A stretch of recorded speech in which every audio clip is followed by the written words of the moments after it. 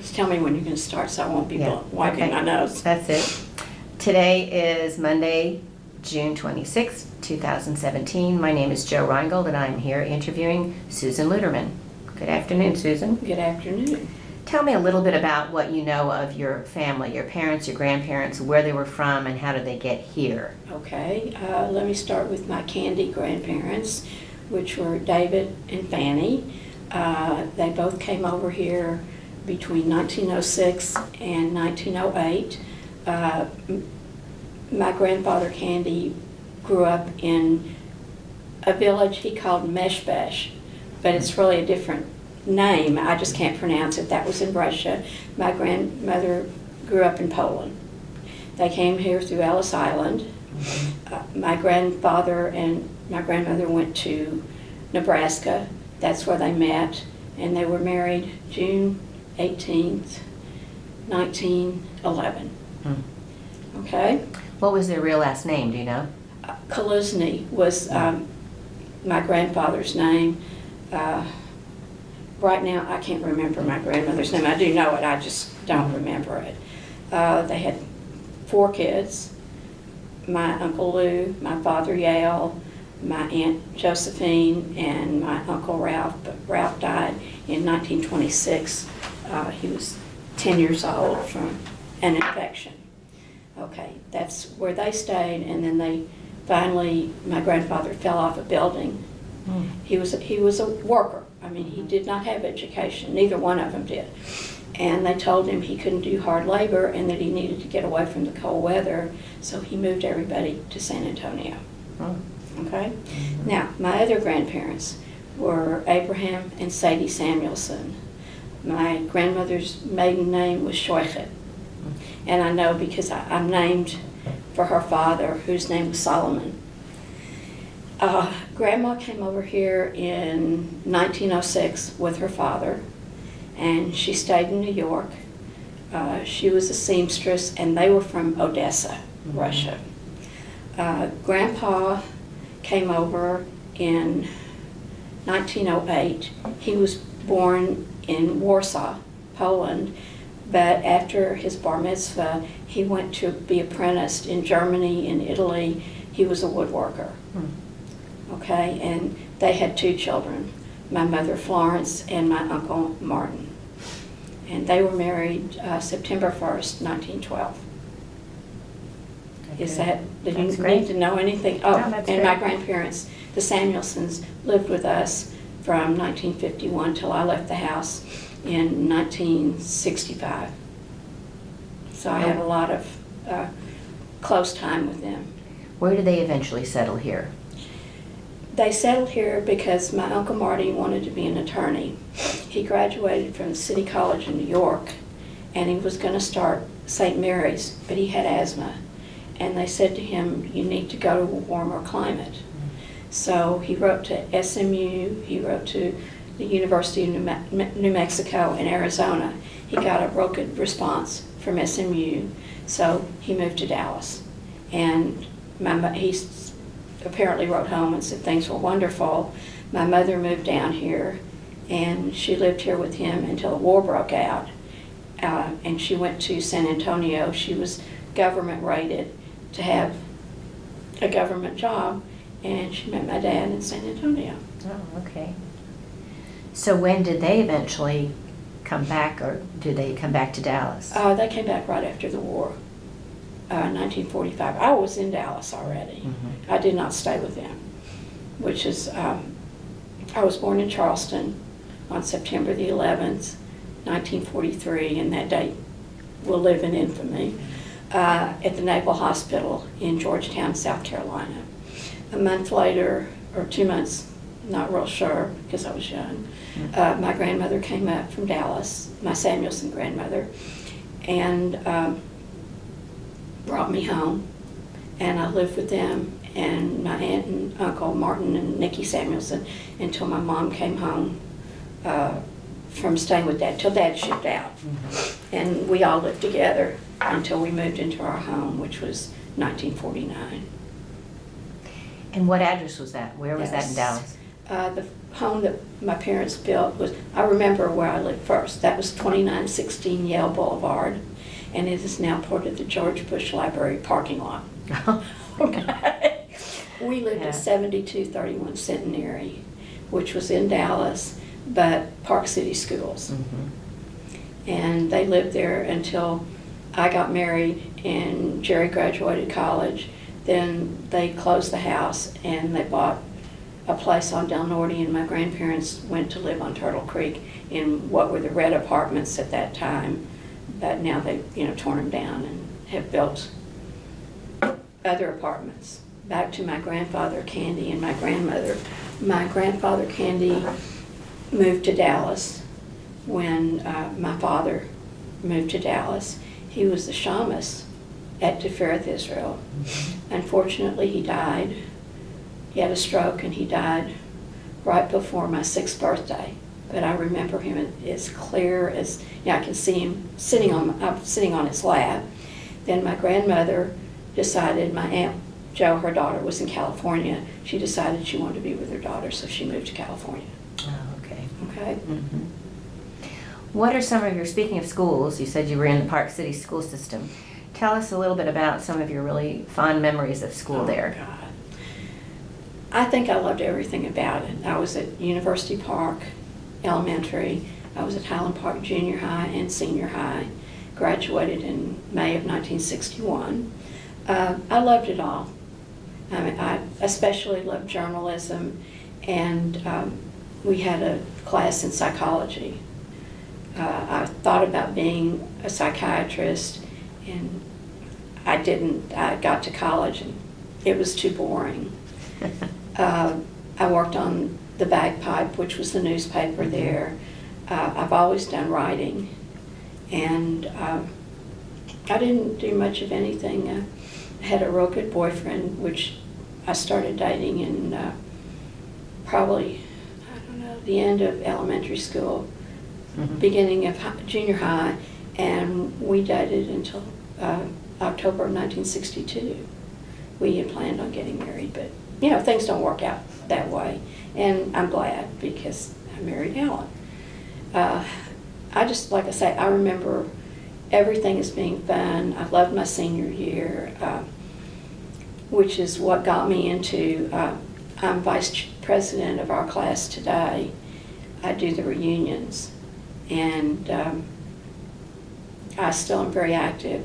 I have a scholarship at the high school that my Uncle Martin put in under my name, and I give that to a graduating student every year. Oh, that's wonderful. Did you feel back then any type of anti-Semitism at all in Highland Park Never. or University Park? Never. I don't feel it today. I mean, maybe some people have encountered it, but in what I've done and where I've been or in and around Dallas, never. Okay. Nothing. You said you went on to college. I went to the University of Oklahoma. I stayed there 61 through 62. Then I came home, I didn't like it, and went to SMU, and I went from 62 to 63. Then I decided college was not for me, and I looked for a job. I worked for an insurance company called Argonaut Insurance for a year, and then one day Sylvia Michaels, who was executive director at the center at one time, said there were 2 Jewish men that were looking for a secretary. She sent me up there, and that happened to be Max Drilling and Herbert Goldberg. They were jewelers. And I got the job, and I stayed with them probably till around 1977, from 63 to 77. And then I worked at home, freelance, but they helped me a little bit. Well, that's great. Now, when you were growing up here, what type of activities or Jewish organizations were you and your family involved in, if any? My parents, I can't tell you what my parents did because they were involved in everything. I can't tell you what my grandmother and grandfather did because they were involved in everything. We're a service family, and that's what I have done all my life. Couple things that stand out for me is I was presented to the Israeli ambassador in May of 1959, and that was the Jewish version of Idlewild. but they stopped doing it after 1960. I was a member, and I am still a life member of Jenny Zesmer BBG. I was active at the synagogue, my synagogue at that time, which was Tifereth Israel, and that's where all of us went. When I married Alan, he goes to Tifereth Israel, so we go to Tifereth Israel, but I still maintain the membership at Tifereth and have done innumerable special projects for them involving research and history, and in fact they're looking for another one for me to do. They asked me to be on the board with a view toward becoming president, but at my age I don't want to take on the responsibility. You're young at heart. Well, that's it, but I like what I do now, and I do not want to take on another presidency. I've had 3, and it would be a major job, and it would be for 2 years, and I think it's time for Alan and me to be together. Now, when and where did you meet your husband? Oh, that's a cute one, too. I was backing out of the parking lot of SMU, and I was going slow, and I bumped him with the car. His body or his car? No, Oh, he was standing there? He was standing there. Oh, boy. That was the first time I met him. I told him I was sorry and went on. Then about 6 months later, I was over at my girlfriend's house, Cynthia Vine, and Alan was friends with her brother. So we were there on a Saturday night. Our blind dates had stood us up, and we were talking, and Alan came in. He worked the docks for college. He made extra money. He wanted to take Cynthia's brother, Ronnie, out for dinner. Well, Ronnie was already out, so he took Cynthia and me, and I remember telling Cynthia, please let him take me home first. I don't know him. I mean, I knew his family, but I didn't know him. And he did, and that was a Saturday night. The following Wednesday, I was playing mahjong with my ex-boyfriend's aunt, and Mom calls me, and she says, Alan Luterman just called. He just got off of work, and he wants to take you out. I said, Mom, it's 9:30 in the evening. I'm not coming home. She said, Susan, he's a nice boy. Come home now. So I went home. He took me out, and we started dating. We got engaged in April of 64. He graduated college in 64, and I got my ring in July of 64. And we got married in December 27th, 1964. Then my parents and his parents had planned a big wedding, so we got married again in February 14th, 1965. We had a big wedding. Valentine's Day. Yes, so he wouldn't forget, but Uh-huh. he never has forgotten either anniversary. That's good. He's very good. Now, is he from here and his family? He was born and raised here. Dallas. And I consider myself a Dallasite since I was brought here a month old. Mm-hmm. But yeah, I think he was born in Florence Nightingale, which was part of Baylor at that Right, time. right. I remember it. And he lived in South Dallas. I only lived in South Dallas a month or 2, and my grandparents moved north. So I really never knew much about South Dallas except to go to shul there. Mhm. Now, you've mentioned quite a few wonderful religious organizations, Jewish ones. Are there any civic organizations you feel close to or that you've been involved in? Oh, God. Or a few of them you want to name? Yeah, some? let me Okay. look at this. Okay. I also want to tell you, because I'm very proud of this, I was the first woman president of Dallas Hebrew Free Loan, Oh, 2001 and 2002. good. I was the second woman president of the International Association of Hebrew Free Loans, and that was, I have to look at my, I don't, 2011 to 2013. Involved in other civic activities. We volunteered for the Salvation Army for 10 years, from 84 to 94. I'm listed in Notable Women of Texas. I also was president of the war veterans, the Jewish war veterans here. I was president there. And I received the National Leadership Award from the Republican National Committee and was appointed honorary chair for the state of Texas. That was 2003. A lot more of my activities are for, religious organizations. I was an advisor to B'nai B'rith from 1982 to 1988. But I also stayed close to Highland Park, and I helped do our reunions in 1971, 1981, and 1985. Then the girl that was doing them retired, and Alan and I had done a reunion, all of us who were in BBG in Dallas, till 1962. So I had some experience with doing that. So I went to this girl, my classmate. I said, will you give me the reunion? And she did. And what I did with it is I called 3 other of my classmates, Judge John Marshall, who's now retired, David Bywaters, who was a vice president of Texas Bank, and Donna Flora Small, who is my counterpart. We set up the class, we incorporated it. John drew up articles of incorporation and everything, and we set up a foundation for scholarship. And in the last 27 years, we have given out $28,000 in scholarship money. That's to be very proud of. Oh, that I am Wonderful. very proud of. Wonderful. And of course, to go with it is my scholarship fund, and I've had that since 2007. Fabulous. So, yeah, I'm very, very proud of those. I'm proud of the articles I write that get printed, which they do, and I was writing a book. I keep getting sidetracked about my grandfather because he was involved in the Lindbergh kidnap case.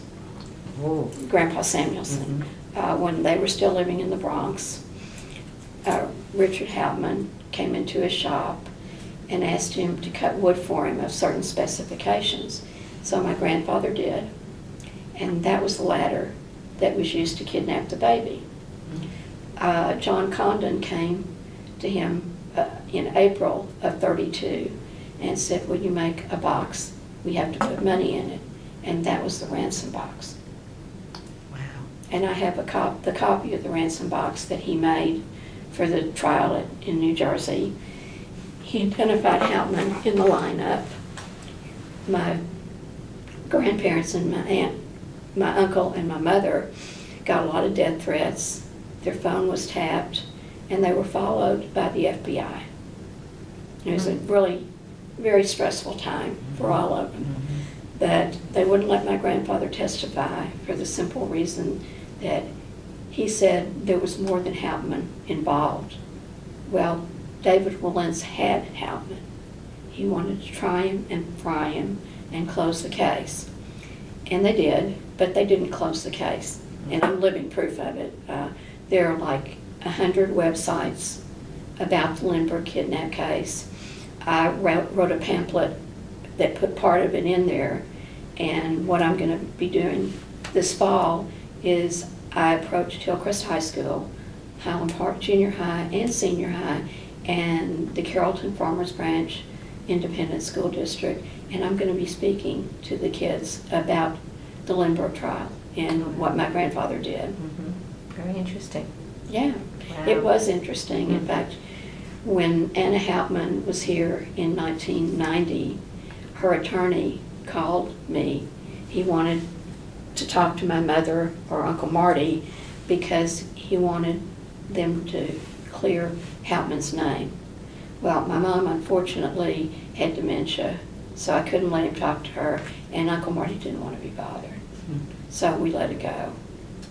Wow. Well, she never stopped trying to vindicate him. But I will say this, and this is my opinion, but I've done a tremendous amount of research because of the book, is Hauptman was not the singular kidnapper. He was part of the gang, but he was not the only one. And that I know for a fact. Well, I think you should definitely get on the book. Yeah, I've got to and get finish it published. Yeah, I've got to finish it. Now, I would love you to touch on how your family has grown. If you have any children or where they are, what's happening. Okay, we have 2 adopted children. Stephen was our first in 1969, and Adria was our second in 1974. And if I'd known then what I know now, we should have adopted a third. But it was not as hard as it is today. Stephen lives in New York City. He's married, and he's got 2 children, Chloe, who's 12, and Harrison, who's 9. And Adria is not married. She lives here, and she has a live-in boyfriend, and she has 1 child, our granddaughter, Katie. Oh, very good. What is Stephen doing? What does he do? Stephen works for Morgan Stanley. Oh. He's a vice president in charge of all their computer technology and everything. Yeah, Stephen's brilliant. Mm-hmm. That we had a problem with that because we didn't know how to handle him. Mm-hmm. And he's brilliant. He never finished high school, and he never finished college. And he's got this tremendous job, and he's had it for probably 10 years, and he's good. Adria works for a medical company that assists people on Medicare or Medicaid, and they live in Farmers Branch. Mm-hmm. How often do you get to see your grandkids in New York? We don't. Not at all? We don't. Yeah. The last time we saw him probably was in 2008. And Stephen, like I said, we had a lot of trouble with him, and he has not been a great child. I love him, but he has not been forthcoming with the kids. And the only way we get to see him is if we go to New York and we stay for a weekend. Well, the hotels are $300-400 a night. We only get to see the kids maybe 3 hours on Saturday and Sunday, and then that's it. And it's been real hard. And his wife, unfortunately, is not cooperative. So, but, as long as he's happy, doing what he's supposed to be doing, and not home with us, I'm happy. You're okay with that? Yeah. My daughter is wonderful. She takes care of our granddaughter. She's become a troop leader. Katie joined the Girl Scouts. Mm-hmm. And they are just coming back from Savannah on a Girl Scout trip. They went to see the home of Juliette Lowe, who's the founder of the Girl Scouts. Mm-hmm. And we see Katie probably about once or twice a week. She plays volleyball. We go to her volleyball games. We are together every major holiday, and we go out to dinner, and that's. That's good. Okay. And Katie is 10, and looking toward the future. Think for a minute if you can tell us who one or some of your role models have been through the years. Well, my grandmother, who never had a bad word to say about anybody. My Uncle Marty, who was exactly like my grandmother. And they probably influenced my life more than anything and showed me the way to go. Mm-hmm. And I did. And then later on, of course, we're going to lose him. Alan and I took care of my grandmother Samuelson in 85. My aunt Nikki, who died in 88, Samuelson. My Uncle Joe, who was my father's sister's husband, in 94. I was back and forth to California. Then my father, who died in 95. My mother, who died in 2001. And then Uncle Marty, who just recently died 2010. Wow. So we were caregivers, and it was great. Mm-hmm. I do not regret a minute of that also. In addition, to what Alan and I did in the community. You said for a second about Jerry. I know Jerry, but tell everybody who that is and what your relationship is. Okay, Jerry is my younger brother. Growing up, we were extremely close. We're only 18 months apart. And we did a lot of things together. Of course, when I got married, that changed things a little bit. And when Jerry got married, that changed things a lot. But Jerry and I made a pact when I got engaged to Alan that no matter who we married, we were going to stay close, and we have. Very good. Is he still very active at Teferet? No. Jerry like me, had a stroke in his eye and lost the sight in one eye, and then they're trying to save his other eye. He was very active, he had a voice. He wanted to be a cantor. But when he saw what cantors made, he said no, and he became a CPA. He's retired now. He had to retire. And he splits his time between Dallas, and they have a home in Montana, which he lovingly told me a couple of days ago, it's so much cooler here, Susan. I said, just brag on, Jerry. So yes, we have stayed very close. That's good. Before we close, can you tell me something that you feel you're the most proud of or very proud of in all of your illustrious, wonderful careers and everything else? What I'm most proud of, besides my children and my husband, is the scholarship that I do, because I do the scholarship at Highland Park High, but I also do the scholarships Uncle Marty had too at Dedmon. One at the community, the foundation here, and one directly for Dedmon. And yes, I'm proud of that because we help children get an education and move forward, and it is so important these days.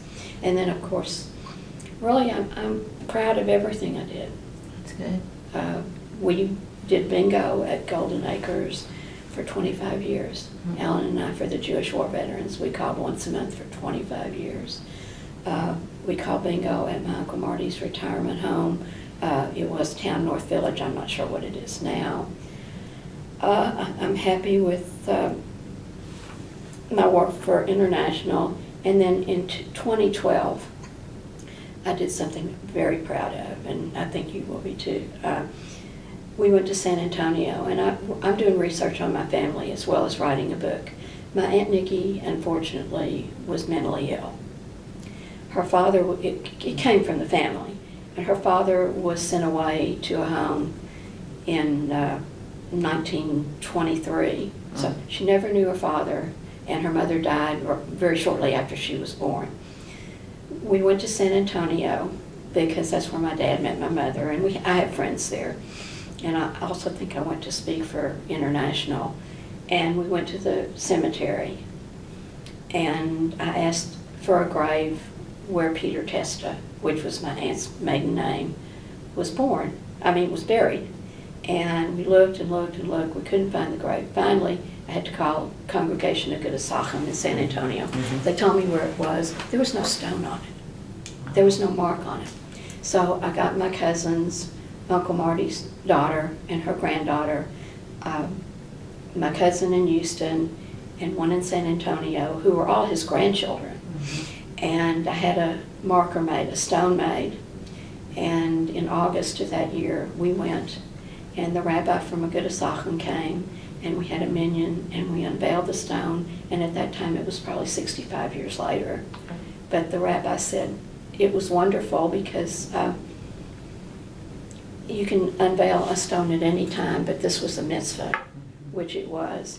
And the other thing I'm really proud of, and this will probably be the last thing I'll tell you, is my grandfather made a lot of stuff. I have furniture in my house. My whole house is full of furniture that was passed down to me from my uncle, from my mother, that he made. He also, when Golden Acres was built, made the Aaron Kodesh, the Torah reading table, and there are 2 cabinets that sit at Tifereth Israel. Well, when Michael Ellentuck sold Golden Acres, I said, what are you going to do with the stuff? And he said, I don't know if we're going to take it, if we're not. Well, I really didn't trust him. So I had my ex-boyfriend, who was an attorney, draw up a contract. And the contract read that if a year after he sold it, that he still hadn't done anything with it, that we could take it. Well, he didn't. So I called him and I said, Michael, I'm going tomorrow. I'm going to take the stuff, and I trust you have no problem with that, meaning don't have a problem with it because I'm doing it anyway. We took it to Tifereth Israel, and the furniture now sits in the chapel of Tifereth Israel, and when we donated it, we dedicated it to our grandparents, Mom and Dad, and Uncle Marty and Aunt Nikki. That's wonderful. And I could. And I've seen it. Yeah, I know you have. Yeah. He made a lot of furniture in that synagogue. And I still, I feel fairly young to go on. I still have things to do. And Alan and I have been married now 53 years. Yeah. Mazel tov. Thank you. So that's, unless you have any No, other questions, I That's think. good, Susan. Thank you. You're